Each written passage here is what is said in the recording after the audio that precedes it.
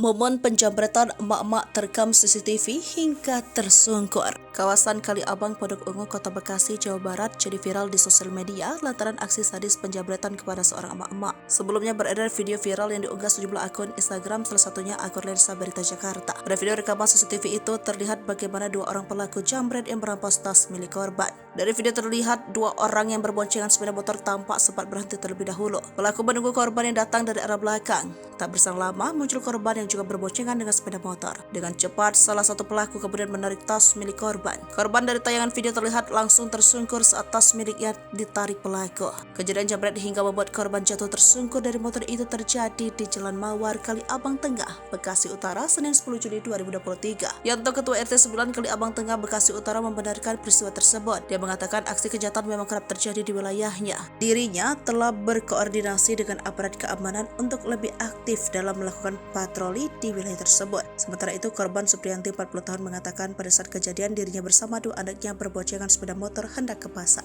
Meski terjatuh, Supriyanti sempat mengejar kedua pelaku sambil berteriak minta tolong sebelum akhirnya pingsan selama kurang lebih 1 jam. Pengejaran itu juga dibantu oleh beberapa warga yang tengah melintas, namun pelaku berhasil meloloskan diri.